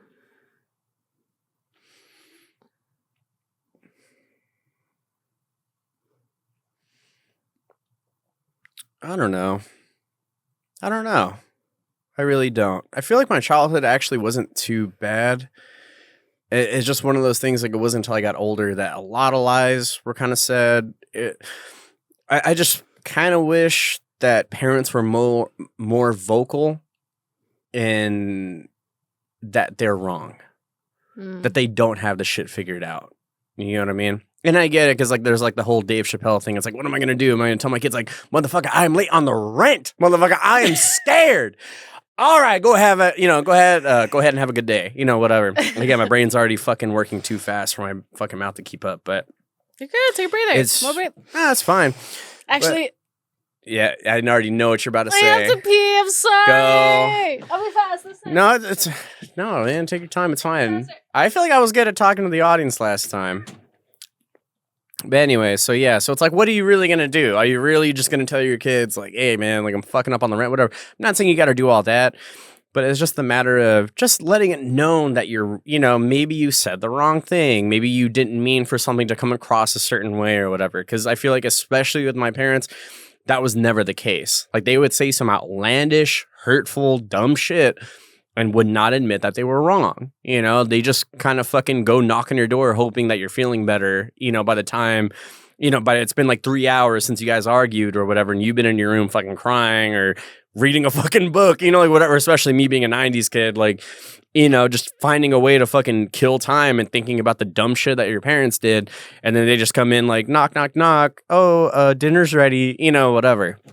So it's like things like that. It's just like, I do wish they would just have a little bit more humility, a little bit more just, kids are smart, dude. Kids are really smart and they're honest. So it's like when you fuck up as a parent, like the kid's gonna fucking know. Don't be wrong, they're not gonna know fucking every fucking thing, but certain things are gonna be like, that kind of felt hurtful. That felt wrong. And I don't know, man. I'm not a parent, so I can't fucking speak on that. But Ruth asked me what I wished in terms of being a kid. And just knowing like so many fucking bad decisions that they made, so many lies, so many this, so many that. Like, I just kind of wish they were a little more upfront and talking to me and being like, you know what? I fucked up doing this. I'm sorry. And that wouldn't, as a kid, I feel like that would mean so much more to me. You know what I mean? But that's just me. I don't know. Feel free to argue with me. I don't know. I was hoping for the last podcast that there would be more comments and stuff like that of like debating me or something or arguing with me. Not that I like arguing, but I do like getting people's introspections. Is that the word? Hopefully it is. Just your thought process and why you think I'm wrong or whatever the case may be. So that's just me. I like hearing other people's opinions. Don't be wrong. I mean, if you just call me a son of a bitch, I mean, then fuck off. But if you actually have a point to make, then I would love to hear it. That's all I'm trying to say. But yeah, if there's one thing I wish I could have had more of in terms of for my parents is just a bit more honesty. That's where I'm coming from. But yeah, I think that's about it. Other than that, I feel like my childhood was pretty good. They made, my father made a pretty decent living. My mom was pretty cool. So I don't really think I could have asked for more other than just a little bit more honesty. You're back. Hi. And I feel like I already kind of answered. I was just talking to the audience and stuff about just answering the question that you asked. But yeah, that's it. Yeah, I love it. Yeah. What's up? I feel like you're going to ask something. I came back and you seemed more calm. Do I? Yeah. I don't know. Maybe because I got to engage with the audience and just let myself just talk to them for a bit. Yeah. But what about you? Do you feel like there's something that you could have done more or could have needed more of when you were a child? Reassurance. Reassurance. Why is that? Love. Oh, love. Okay. I think physical affection. I think only because I realize that's where I get weird and uncomfortable. There's some family members who like hug each other all the time or like kiss each other on the cheek or whatever the fuck. Or they're just always like, they don't have a problem with physical touch. And you do. And I do. I get a little uncomfortable. Interesting. Yeah, and that's just because in my immediate family, we didn't do that. Mm-hmm. We're not gay. But no, it's my dad, from my dad's side, like he was just always the provider and the like, I have to be the fucking stronghold in this house. And he just never I wish I had more of a safe space. I didn't feel like I was in a safe space. I was always in kind of like a fight or flight mode. Um, and I had a safe space with my mom, but uh, it's so complicated, to try. I don't know. I think back to my childhood, but the main thing would be a safe space, love and affection, and just reassurance so that I don't feel insecure about what I'm doing wrong. Like I said before in episodes beforehand, my dad would always be like, "Oh, well, good thing, I did this good thing, Dad." He's like, "Oh, that's great. Do better. You could do better. I know you could do better." And I know it's coming from a place of him wanting me to reach my ultimate potential. But hey, can you get to know me first? And do you want to help me get there?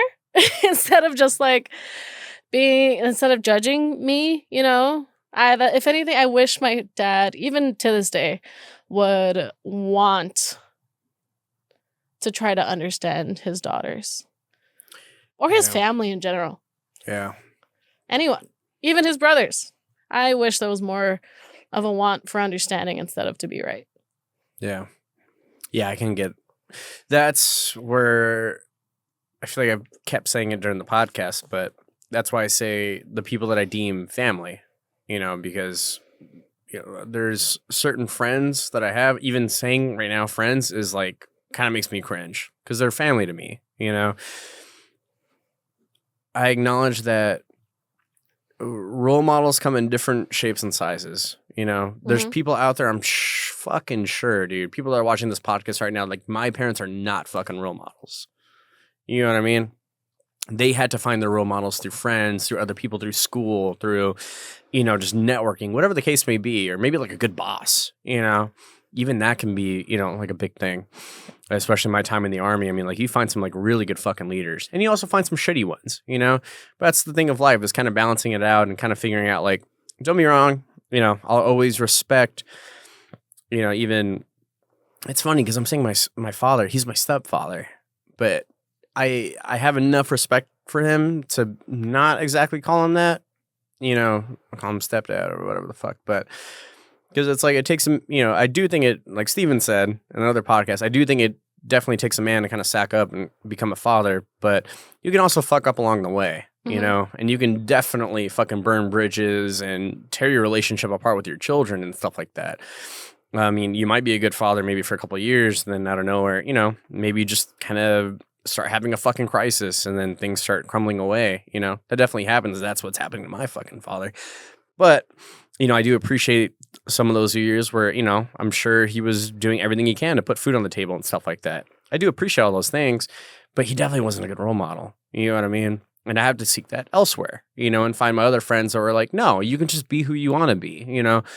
You don't have to be the dude that puts everything on your shoulders. You don't have to be the dude that like getting women is everything. Don't be wrong. I mean, I've already said this. I do enjoy women and stuff like that. And I enjoy their company, men, and especially they're attractive, whatever. But I'm not like using that as like a trophy case or something like that. I do it because I genuinely enjoy these people, or these women, in this case, that's just what I like. And so I enjoy their time and I want to be around them, And if I can't, they don't want to, it's also cool. But there's nothing to brag about. It's just something for me to just appreciate life a little more, and experience life through different lens and through a different gender that I'll never understand. I saw a thing on Instagram Yes. of this guy crying because he was like, I just came to the realization that my mom, she's just a girl. She's just a girl. Like just like one of the girls. Like I'm just a girl. Like she's just out here like they're not this idea of mom. They are just another human. She's just a girl trying to like I don't know. It was like seeing their parent more human, more as the individual, kind of taking away the responsibility of the ideal parent. What to you differentiates a girl from a woman? Oh, none, nothing. I don't know. I don't have different. No, I don't know. There's no difference between a girl or a woman? No, if I'm switching out the word, it's just because it's just the first one that came to mind. But there's no really. I mean, yes, woman, an adult girl, little girl. But also, it's more like female, male type of thing. That's how I view it. I don't understand. Why? Why do you ask? No, because like in my head, I'm like, I don't think I would call my mom a girl. Oh, I feel like I would definitely like call her a woman. I mean, yeah, she's a woman. She's an adult woman. But deep down inside, her growing up, I guess when I say she's just a girl, it's like she's an individual. She is, along with many other people. I don't know. I'm having a Do you get me? I'm having a hard time correlating to what this guy's. I mean, don't get me wrong. I mean, I do understand that. I mean, same thing with my mom. I have a strong relationship with my mom than my father for sure. But I'm very much aware like she's a human being on Earth that's trying to figure this shit out. Yeah, that's trying that's to what I figuring mean. out her relationship with her kids, and stuff. Yeah, that's what I mean by like she's just a girl. I still don't agree with that. Have you but that's seen okay. that Instagram post? Or okay, I say Instagram because I'm only on Instagram, but it's probably TikTok first. Where it's these two girls walking down the street and they're like, "I'm just a girl. Of course, I'm going to take your sweatshirt and not tell you that I have it or something. I don't know. I'm just a girl. I'm going to spend $10 on a coffee." Never mind. You haven't seen it. You don't get it, and it's okay. If you know, you know, and if you don't know, you don't know. It's all right. It's all right. It's just one of those things. Like I don't think I could stomach. I mean, it's just a fucking word, I guess. But I don't know. For me, Yeah, it's it's just like a word. words have meaning, I guess. And for me, it's like I don't think I can ever call my. Mm. I think my mom was a girl. You know what I mean? Or maybe somewhere deep down, maybe like she's still a girl at heart, or she carries similar qualities that when she was a girl to now. But I definitely think I don't think I could call her that. I think my mom is literally, I mean, especially, she is a strong, independent woman. That's the only way I feel like I can describe. You know what I mean? That's the only words I would use to describe my mom, I think. And don't be wrong, maybe some other people can't. But for me, for my mom, I'm like, I don't think I can call her a girl. She is a strong, independent woman. Okay. Yeah. Fuck that guy. Just kidding. I'll still cry and call her a strong, independent woman, but yeah, I don't think I can call her a girl. Fine. It's fine. Like, I don't think I can even like with you. Like, I don't What? think I don't think I can stomach if someone is like, oh yeah, you know that girl Ruth. You're taking. I don't think I can stomach that. I think Are you? Do you have an issue with the word girl? I do. Why? I don't know because Why are you? I feel like there's a You're big. making it deep. Why? I What's don't the know. I issue with feel like girl? there's definitely a correlation, but I just feel like it's like calling someone like sir or ma'am for me. Like I feel like I don't think I could stomach like hearing someone like, no, that's a fucking like I'm not Ruth is a saying fucking I'm woman. not saying it literally. Unless you want to be called a girl, then I mean I'm that's not fine. saying it literally. Not saying it literally? Yeah, What do you mean? Yeah, it was just figuratively. Yeah, I'm just a girl. And again, it just relates to the meme, to the video. And if yeah, you it's know, one of those things. If you know, you know, and know. if you don't know, you don't know. If you don't I don't know. That's all right. I don't think I want to know. I really don't think you do. I don't think so. Okay. Yeah. I think I want to stick with just strong, independent woman in my life. Okay. Yeah. Anyway, you want to open up a new one? Yeah, sure. I feel like we got to Any part try another one. Yeah, sure. Let me know in the comments if I'm wrong. If I'm putting too much meaning into it. All I can hear now is just, I'm just a girl. When I find it in the world, in the abyss of the internet, I'm going to send it to that's all that you'll let me be. Exactly. Sorry, Andrew, if that was too loud. Sorry, I'll shut up Have now. you heard my laugh? I love this. What is it? It's a strong, independent woman. I'm just kidding. It's a llama, I think. It's a llama with the Mango craziest fluff, face. tart ale. What do I have? Sorry. Wow, it's like a lumberjack logo on this. Cool. Humble Sea Brewing Company. We have Narcotics. That's actually fucking hilarious. Look at it. Gnarly, bro. But narcotics. Narcotics, bro. It's a DDH West Coast IPA. What does that mean? Couldn't fucking tell you. But it's 6%, and I shook it enough to be fine. So let's see. Shit, I don't think I'm gonna like it, if I'm honest. No. Good one. Whatever. It's already happened.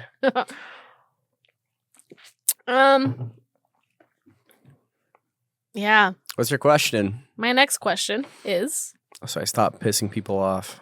Why do you? Okay, can I say something?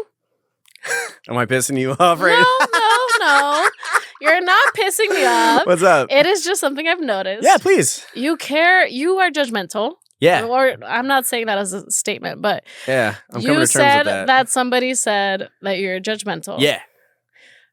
And I feel like you are so judgmental about yourself that you feel like you have to give a warning to the public about how you are. Yeah. Why? Yeah. I don't know. Why can't you just? Because I care. Maybe I care too much about other people's feelings sometimes. I don't know. Why? Because for me, feelings fucking matter, and I feel like again, I've said What this in about the your last. own? My feelings are my feelings. I can take whatever. I mean, you can call me. I mean, don't get me wrong. I mean, I'll take it to heart. Like, you know, that person calling me judgmental. I mean, that still kind of lingers in my head and stuff like that. But it's one of those things that coming to terms. Like, maybe I am, but at least I would hope that I have the humility, at least to kind of point the finger back at myself. You know, I don't know. I feel like a lot of people got shit going on, and I'm wary of that.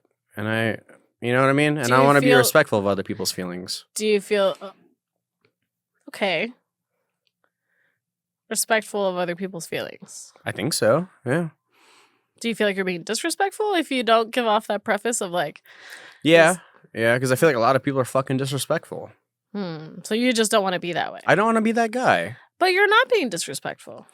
I hope not. That's for people to fucking judge me and decide But that, also, I guess. Why is that your problem to try to like make them feel better?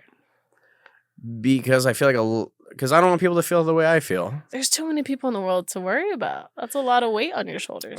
That is, but that doesn't stop me. I care too much about people to let that stop me. If I'm that one fucking person, then I hope I'm that one fucking person, you know, for the greater good or whatever the fuck you want to call it. Do you feel like you have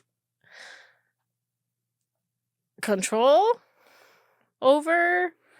Everyone has control over other people's feelings, for sure.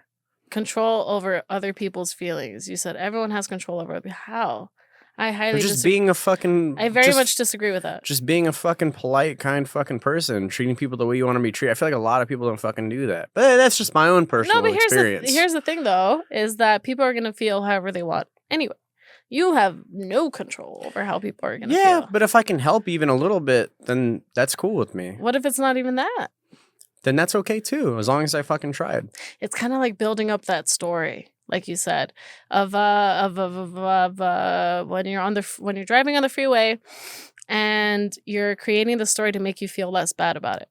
Yeah, I feel like that's what you're doing. Maybe, but at the same time, I don't expect anything from doing that. I just, if it helps, it helps, and if it doesn't, then that's okay too. There's no expectations, but I do just want to be a fucking kind, genuine fucking person. Yeah. I don't know. You don't think you're that naturally on your own?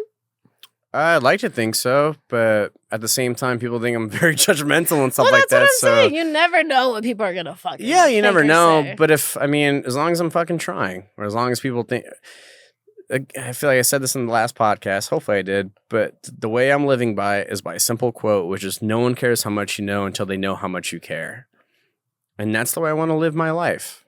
One more time. No one cares how much you know until they know how much you care.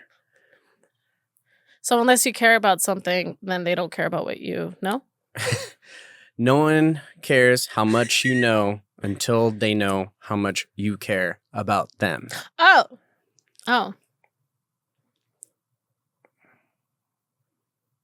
Can I have an example? You can have someone that's super knowledgeable in maybe the work that you do, maybe like the best podcaster ever or something.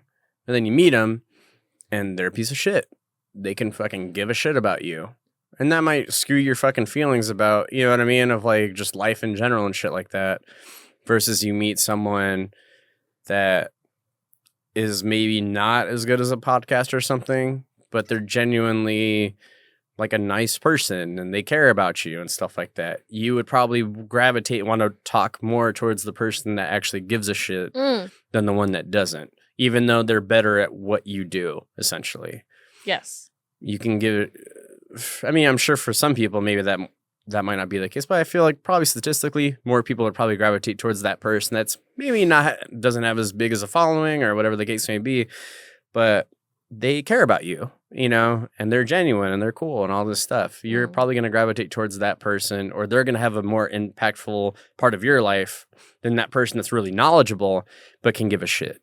That's a shitty person. Yeah. Okay. So for me, that's Michael. And that's me. That's the way that a lot of people choose not to fucking live their life that way. But I do.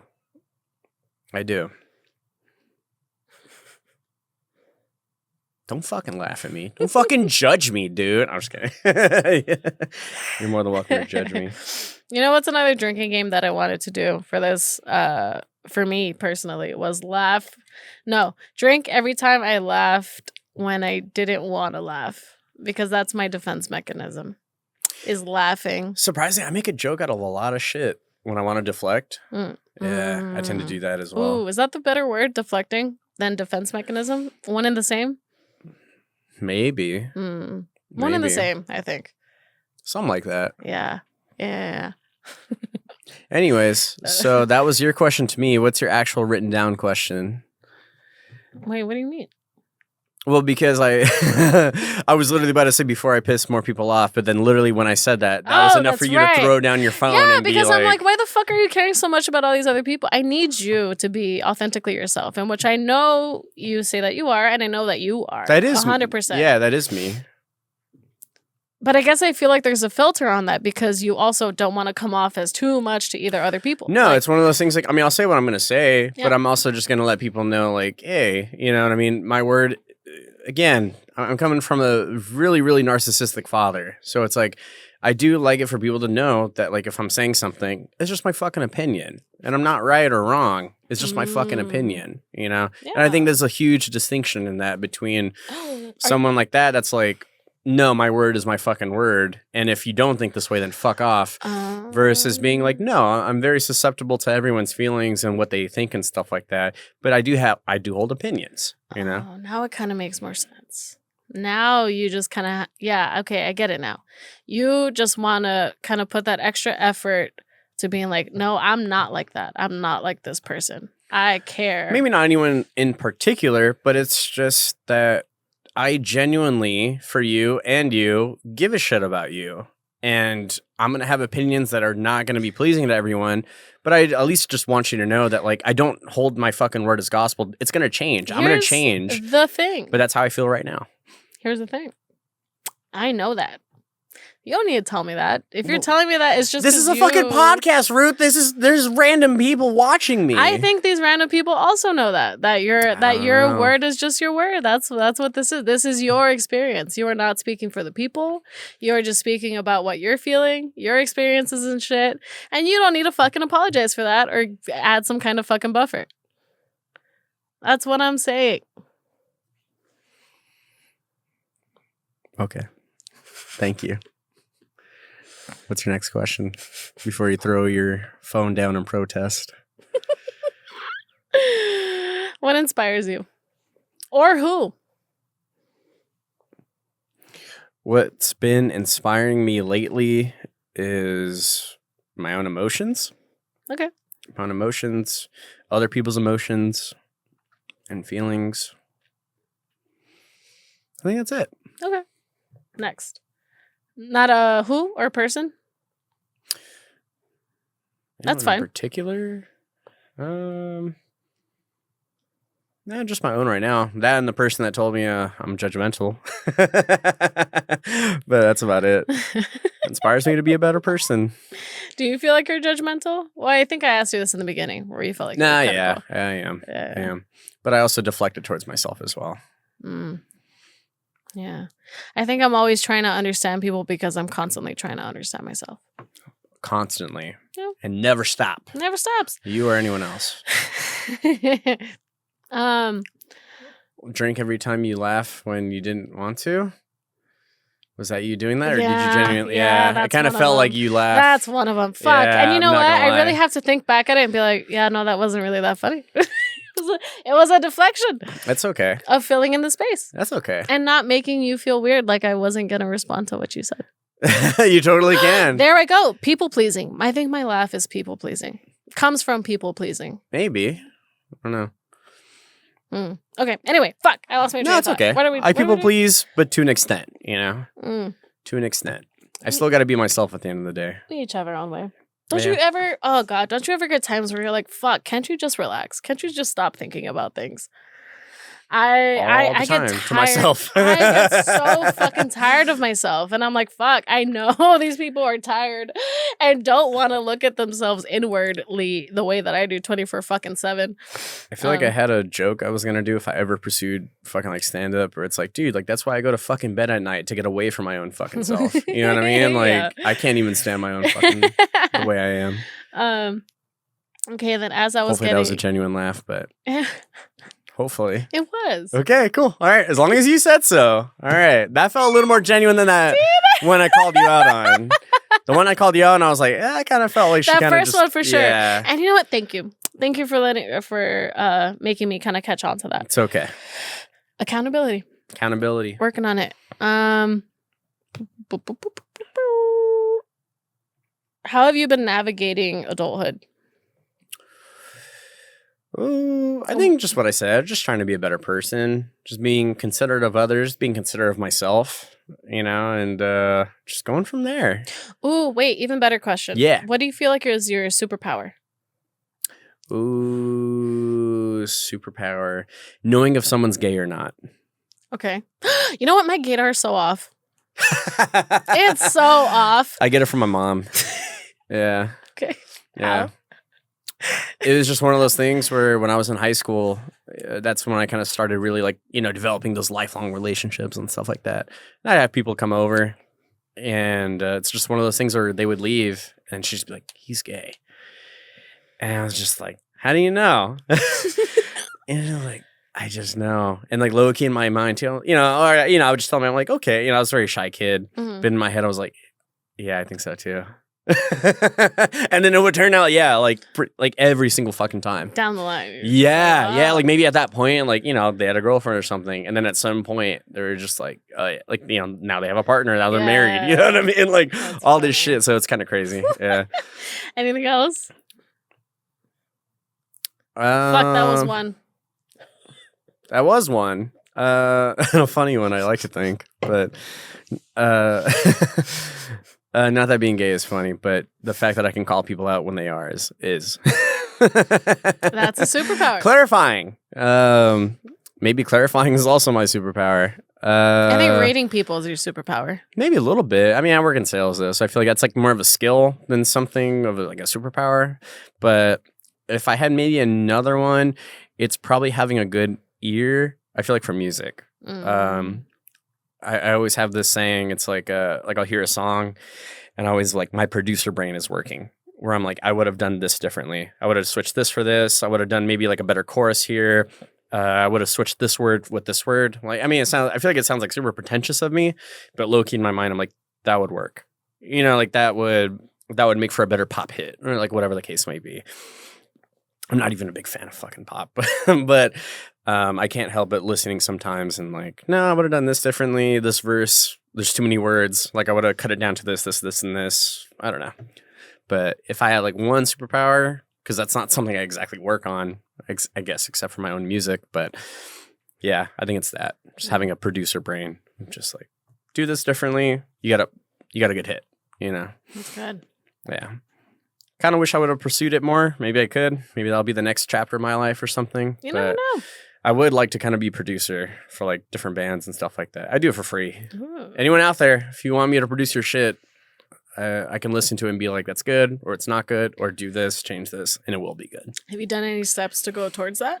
Hell fucking no. Of course not. Why not? It's just in my brain. It's just there because I'm too scared to pursue something and having failure be an option. From you this know? specific thing, though, what are you afraid of? Pursuing Failing? that, being a producer. Of a failing of letting someone down in which like their art goes unheard or it's not as good as it could have been. What is it? Wait, That's- doesn't a producer like make the music though? Not make it, but like No, they're kind of the ones that usually, like, for instance, like one of my favorite bands right now is The Strokes. mhm. And it's funny because I'll listen, I'm a huge fan and like I'll hyperfixating. Maybe not a huge fan, but maybe I just hyperfixate on them. But I'll listen to their old tracks versus after once they've like gone into a studio with the producer and everything like that. And I'm like, wow, it's amazing what a good fucking producer can do to help your song.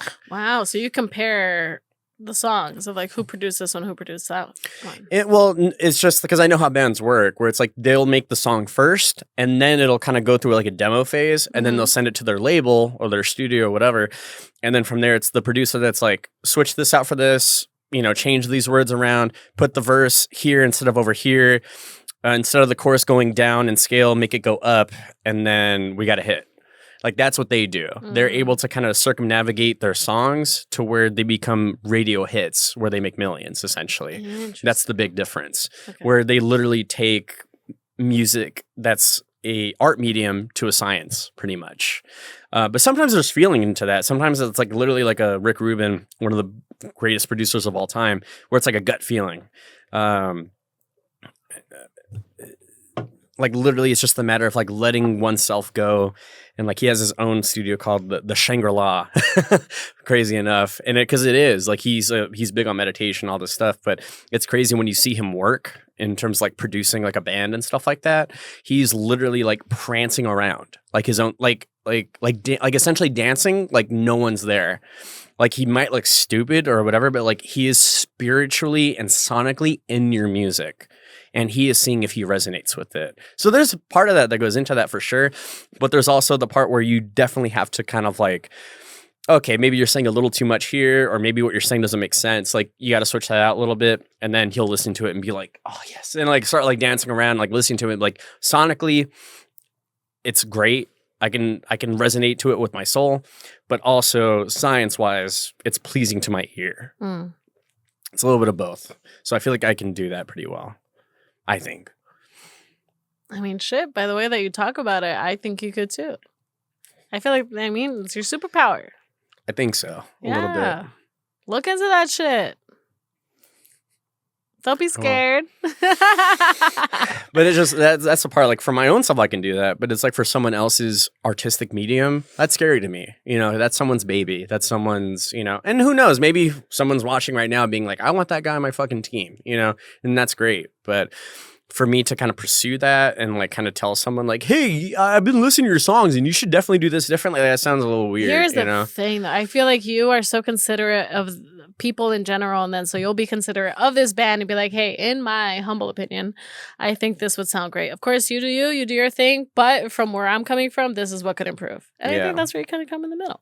Something it's like not you being like, hey, I know everything. This is right. It's you guys collaborating. Sure. This is what I'm saying. Sure. This is what I say, but like you don't need to apologize for your opinions.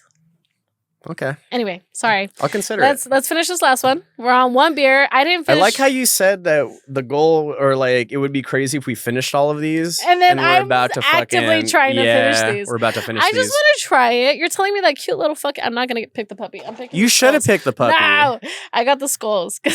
And honestly, this mug is still pretty full. So I'm gonna keep most of these beers are full. Oh, okay. I just wanted to try it. Yeah, it's fine. Little taste test. Try a little. What's that dog? Maltese? Maltipoo? What is that? What dog is that? This is a lemon dog. And it is. It's key lime and coconut. Oh, there you go. Well, it's not it should have been a lemon, I feel like. Or at least you should have made the dog green. Oh, look at me critiquing fucking art. Mine is called Geisterfast, I think. This is Feud with a Neighbor. I love the name. It's a dog. I love the name. Mine's from Ghost Town Brewing, Geisterfaust, I think. Pilsner. And this is Bottle Logic Brewing in Anaheim. Shout out to you guys. Ooh. That's cool. Let's crack at the same time this time. For finally at the end of the fucking thing. 1, 2, 3. Yeah. Andrew, I'm sorry. I got a little beer on the mic. Yeah. I don't know why, but I envisioned like a tiny miniature can of beer, like on top of the mic. I don't know why. That's where my brain went when you said I got a little beer on the mic, like a little tiny can just on top of the mic. Just I got a miniature beer on the mic. I don't know why. Fucking fun. I love that. Cheers. Yeah. Cheers to that. Cheers to another episode. Cheers to another episode and being here with you and saying all this crazy shit. For trusting me and feeling comfortable enough to say all this shit with me. Cheers to that. Thank you. I've liked all of my beers so far. Usually there's one where I'm like, but I liked all these. How do you feel about yours? Honestly, I feel like the first one didn't have a lot of taste. The hot dog one. Okay. But everything else, like even this one's, it's great. Can I try the dog? Absolutely. I Tastes wanna like a try key that. lime It's pie. so cute. Look at him. So cute. Ooh. Oh, okay, never it mind. was just different. Okay. I wasn't ready for that. I'm telling you, it tastes like key lime No, and coconut. So, literally. yeah. And I don't like coconut. Oh, okay, there you go. Yeah, that's what it was. I'm glad I picked it up. I don't even like coconut either, but I can handle it. How do you feel? I feel like I said a lot. I feel like we said a lot. I feel like we judged each other a little bit in different ways. I cannot get over it. I can't wait to watch this over and then see you putting the phone down, being like, hold on a second, Michael. Hold on. I need to say what the fuck I need to say right now. I have had it. Yeah. Yeah. Because, I was just like, I was observing you as you were doing it. And I kept trying to analyze, like, why does he keep doing that? And so that's why I was just like, what the fuck are you doing? I don't know. Maybe I should carry less. I don't know. Let me know in the comments. What do you think I should do? I think you need to care more about yourself. I feel like I do. More. I think. Maybe. Maybe I do need to. Who knows? Maybe this is my epiphany for the podcast today. I feel like you caring for yourself is you making yourself go to the gym. The silent creak is all that needed to be said. I thought the squeaks made noise, but you don't hear them. Oh, okay. That's I good. made sure of that because this is all I do during the episodes is fucking. I move, I swivel. It helps me focus. Right. That's fair. I just want to be a better person. I want to make sure that people know that I'm being honest and genuine with them, but also the fact that I'm a human being and I have opinions that may or may not be right or wrong, but I'd love to hear yours, and mine isn't gospel. It's not right. That's all. That's all. Yeah. I feel like that goes a long way. I hope, at least. Who knows? Or maybe this is all for nothing. Who fucking knows? Only one way to find out. What is this? The effort. You say this is all for nothing. Effort for what? The effort to telling people that, or to letting it known, like, I care. And then I'm honest with people and stuff. Yeah. I mean, they're... What, Ruth? What? You need to do things based off of what makes you feel good, which I know that you do, but you also need to do it without having, like, if you have expectations of, like, oh, this is going to make somebody feel better, which is why I'm doing it, that's the wrong way to think about it, I feel. I'm not expecting it. It's just, if it does, cool. And if it doesn't, that's fine too. Yeah. For me, it goes either way. If it doesn't, that's awesome. And if it doesn't, that's cool. I'm just glad I took the extra effort to kind of let you know if it does help. Have I been attacking you too much?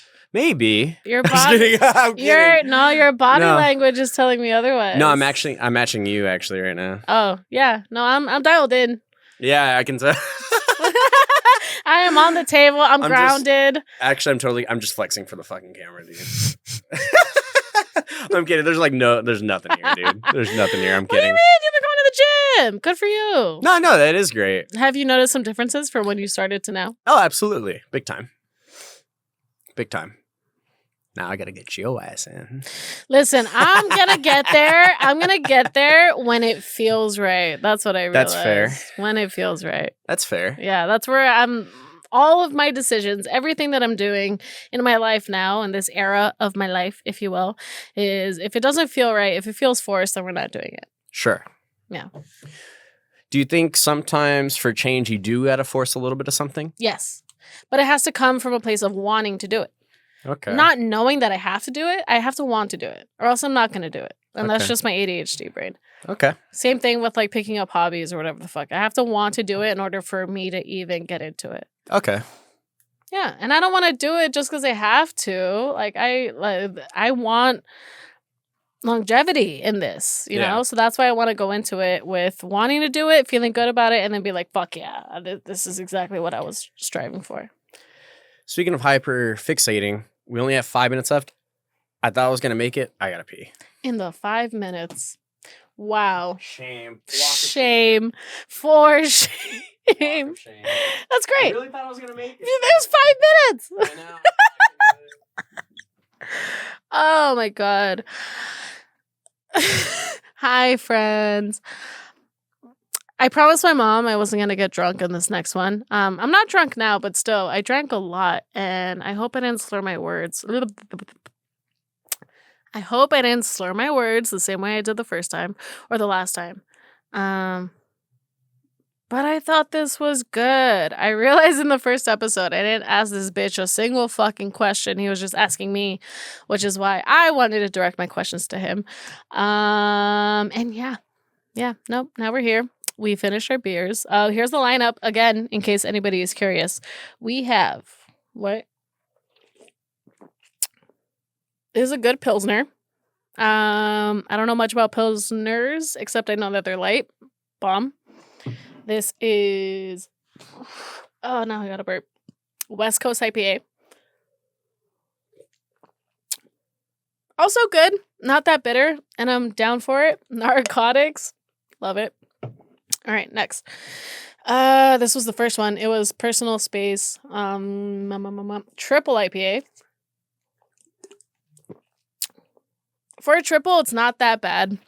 It's like heavy and thick, but, well, not that thick, but still good.